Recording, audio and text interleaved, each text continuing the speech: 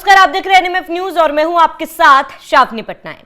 मशहूर कथावाचक अनिरुद्ध आचार्य लगातार अपने विवादित बयानों की वजह से मुश्किलों में फंसते हुए नजर आ रहे हैं। हाल ही के दिनों में उन्होंने कुछ ऐसा बयान दिया जिसके बाद से महिलाओं के साथ साथ देश भर में उनका विरोध शुरू हो चुका है। कई जगह पर उनको लेकर केस भी दर्ज किया गया है। ये उनके कुछ विवादित बयान है जो हम आपको बताते हैं। सबसे पहले उन्होंने लड़कियों की उम्र को लेकर एक विवादित बयान दिया था। उन्होंने कहा था कि एक समय था जब कपड़े उतारने को लेकर महाभारत होती थी, अब कपड़े पहनने की बात कह दी तो महाभारत हो रही है। आज मीडिया महाभारत कर रही है।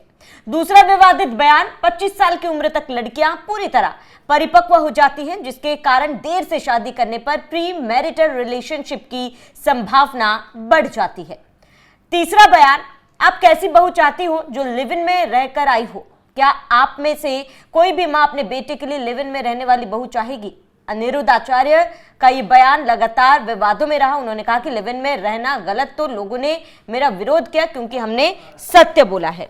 ये वो अनिरुद्ध आचार्य के कुछ विवादित बयान है जिसके बाद से लगातार देश के कोने कोने में उनको लेकर विरोध शुरू हो चुका है।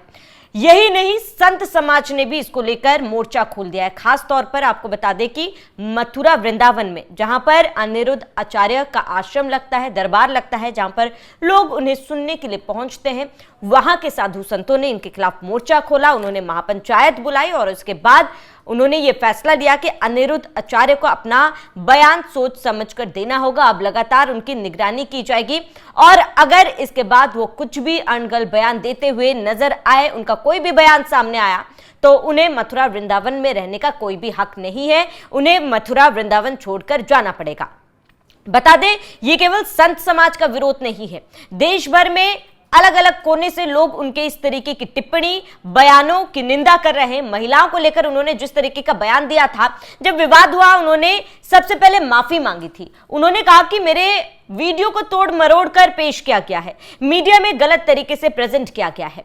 लेकिन अनिरुद्ध आचार्य से मेरा ये सवाल है कि जब आप कोई बयान देते हैं, आपकी कोई बयान सोशल मीडिया में काफी ज्यादा वायरल होती है, जब आपकी अच्छी बातें मीडिया उजागर करती है, तब मीडिया बुरी नहीं होती। लेकिन अब जब आपका ये विवादित बयान सामने आया है, उस पर आपसे सवाल पूछा जा रहा है, तो आप ये कह रहे हैं कि मीडिया महाभारत करा रही है। यानी कि आपके तरफ से बोले तो सही, आपके खिलाफ बोले तो गलत। इसको लेकर आपको बता दें, उनके खिलाफ कई याचिका भी दायर की गई है। वकीलों का एक समूह, महिला वकीलों का एक समूह कोर्ट पहुंचा है और उनके खिलाफ कार्रवाई की भी मांग की गई है। यही नहीं, आपको बता दें कि जब इस पूरे मामले पर रामभद्राचार्य से सवाल पूछा गया तो उन्होंने ये कहा कि वो इतने पढ़े लिखे हैं कि इस पर ना वो कोई बयान देना चाहते हैं, ना कोई टिप्पणी करना चाहते हैं। उन्होंने ये भी कहा कि अनिरुद्ध आचार्य शायद कभी यूनिवर्सिटी की शक्ल भी उन्होंने नहीं देखी होगी, जिसके वजह से वो इस तरीके की आपत्तिजनक टिप्पणी कर रहे हैं, खासतौर पर महिलाओं को लेकर। अब इसके बाद जब विवाद बढ़ा, जब सवाल पूछे गए, तो अनिरुद्ध आचार्य का एक वीडियो भी वायरल हुआ जिसमें आप उनके समर्थक एक महिला पत्रकार को धुतकारते हुए नजर आ रहे थे, धक्का देते हुए नजर आ रहे थे।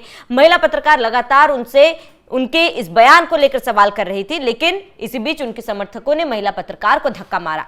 जब महिला पत्रकार ने इसको लेकर भी अनिरुद्ध आचार्य से बात करने की कोशिश की, तो उन्होंने इस पर कोई भी बयान नहीं दिया, ना ही उन्होंने अपने समर्थकों को, अपने गार्ड्स को ऐसा करने से रोका। वो वहां से मुस्कुराते हुए निकल गए। अब ये बयान और उसके बाद उनकी ये हरकत, जाहिर सी बात है, लोगों को कुछ ज्यादा पच नहीं रही है।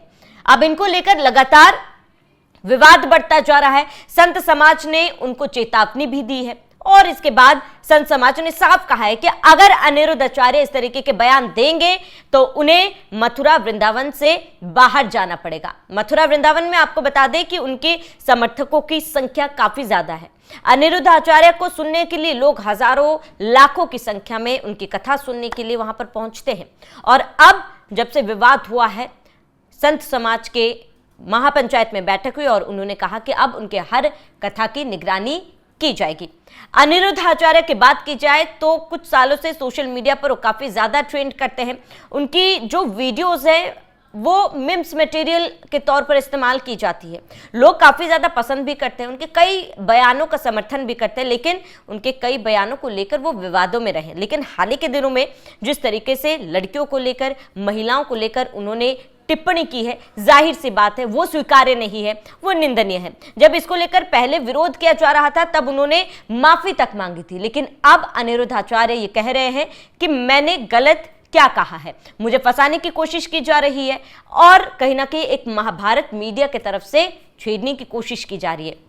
जिस अनिरुद्ध आचार्य आज मीडिया को लेकर सवाल उठा रहे हैं वो मीडिया हमेशा सच्चाई दिखाती है। जिस तरीके से आपने बयान दिया उस पर अगर मीडिया सवाल करती है आपसे तो मीडिया गलत है, लेकिन जब आपके कोई भी वीडियो वायरल होता है, कोई भी अच्छी बातें वायरल होती है, उसको लेकर जब आपसे सवाल जवाब किया जाता है तब तो आप बड़े खुशी खुशी कैमरे के सामने जवाब देते हैं।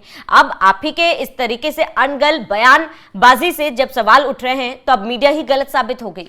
और इसके साथ ही आपसे भी मेरा ये सवाल है कि हम कथा सुनने के लिए जाते हैं, कथावाचक को मानते हैं, लेकिन सबसे बड़ा सवाल है कि हम जिसे भी अपना आइडल मानते हैं क्या हम सोच समझ के मानते हैं?